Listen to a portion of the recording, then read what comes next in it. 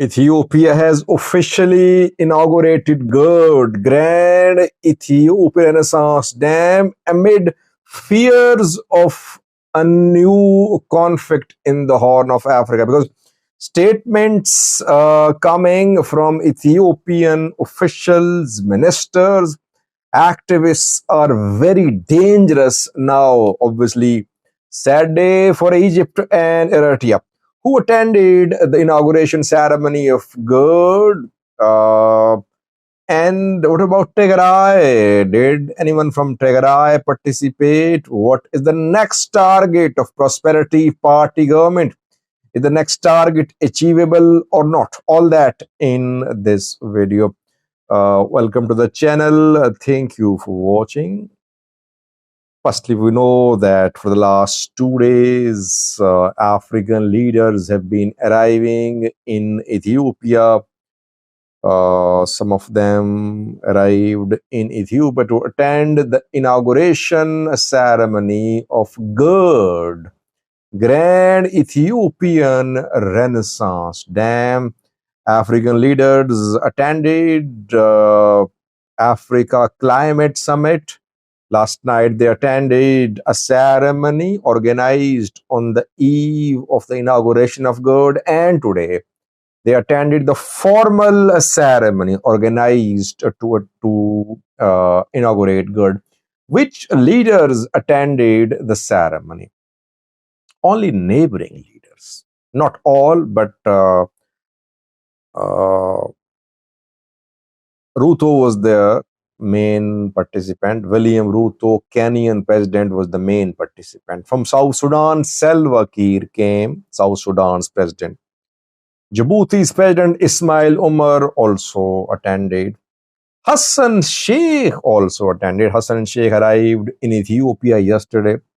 We are waiting to see if he will attend the ceremony or not. He attended the ceremony. He delivered a speech as well at the ceremony. Obviously, a blow to Egypt and Eritrea, because Egypt stood with Somalia when Ethiopia was threatening to implement MOU signed with Somaliland last year. Somalia called that MOU a threat to its sovereignty and territorial integrity. In that difficult time, Egypt and Eritrea stood with Somalia. Ethiopia had to back off. Egypt from day one has been opposing the dam. Eritrea has also been raising questions about the dam. Isaias Afwerki, Eritrean president, in some interviews criticized GERD. He said there was no need to build a dam, and it was being built by Ethiopia basically to pressurize other countries. That's what Isaias Afwerki's position has been about the dam, by the way. So obviously the two, Eritrea, Egypt, did not want Somalia to attend the inauguration ceremony, but Hassan Sheikh attended the ceremony. Why? Hassan Sheikh is weak internally. Puntland and Jubaland regional governments have the backing of the Ethiopian government. Hassan Sheikh is trying to convince the opposition parties, Puntland, Jubaland regional governments, to come to a consensus about holding the next election under one person, one vote electoral system. So far, consensus could not be reached. Hassan Sheikh knows that Ethiopian role could be crucial in the next election, in the run-up to the next election in Somalia, due to be held next year. So he is weak internally, I think, and we know that Ethiopian military is operating in Somalia as part of African Union peacekeeping mission. Without ENDF support, it's difficult for Hassan Sheikh government to exist in Mogadishu. That's why he's weak. He attended the ceremony. He was not in a position to say no, I think. Isaias Afwerki did not attend. No high-ranking leader from Sudan came as well. Al-Burhan did not attend. He could have come. He visits other countries, but Al-Burhan did not come. Though Sudan is buying electricity from Ethiopia, and payments are not being made by Sudanese government. South Sudan's president delivered a speech as well. All spoke. These leaders, they spoke, they delivered speeches. South Sudan's president showed interest in buying electricity generated from GERD. But South Sudan has no money, by the way. Maybe deferred payment. Who attended the program from Tigray? Anyone? Varade was there. Tadase Varade, Tigray president was seen there in the Benishangal Gumuz region where the dam was inaugurated today. Now, question viewers is this the start of an era of prosperity, development, and progress for the people of Ethiopia? I expressed my views in the last video. I said that GERD is the manifestation of what Ethiopia, what Ethiopians can achieve. So, credit should be given to everyone, political parties, politicians, military, diaspora, media, people, everyone. But what we are seeing now is a new dangerous narrative which is being launched. Ethiopian PM is at the forefront of launching this narrative. 3 to 4 days ago, the man gave an interview. In that interview, he said that the issue of River Nile Basin, it's thousands of years old, but it has been solved by this government. GERD has been built. The issue of sea access just 30 years old. It will also be solved by the government. Then today, several Ethiopian officials, several ministers, they tweeted, and almost all of them are saying one thing. They're saying, we have achieved one target and we will now achieve the second one.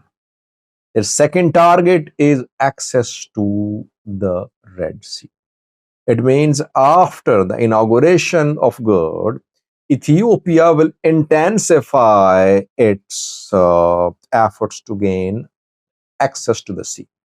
Birhano Jula, military chief, Field Marshal, also issued a statement. He thanked members of the Ethiopian National Defense Force and he remembered the sacrifices of those who died during the construction of GERD.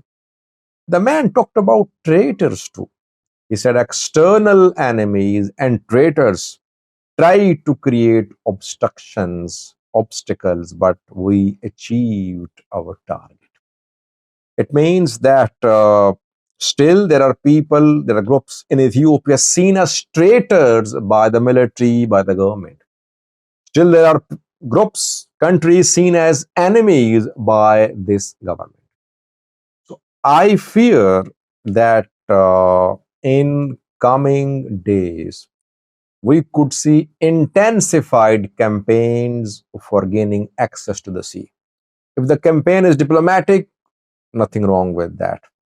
Diplomacy should be tried. If the campaign is in the form of talks with Eritrea, no problem with that. But if the campaign takes military shape and Ethiopia starts flexing military muscles, signs are there.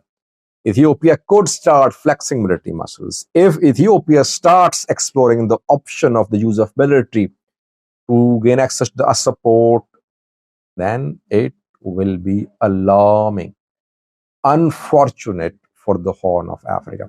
Eritrea knows, by the way, Minister of Information of Eritrea 2 days ago tweeted and he said that emboldened by the building of the dam, now these Potemkin party leaders, prosperity party leaders are beating the drums of war. They want to annex sovereign Eritrean territories.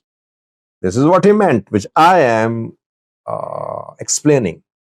Eritrea believes that GERD completion has emboldened Ethiopia, and now Ethiopia will make a move to gain access to the seed through Eritrea in the form of a sub. Let's hope that inauguration of GERD leads to prosperity and development in Ethiopia, in the Horn of Africa. Let's hope it does not lead to the start of a deadly conflict in the Horn of Africa. Without peace, there won't be prosperity. Without peace, there won't be any progress. So hopefully the leaders will solve their issues peacefully. Eritrean activists, Egyptian activists today are publishing messages, posts, very critical of Ethiopia, not happy. They are not happy, definitely. They always undermine GERD, they criticize GERD, but uh, such projects which can improve the lives of the people should be backed. But yes, countries should build such projects through consensus.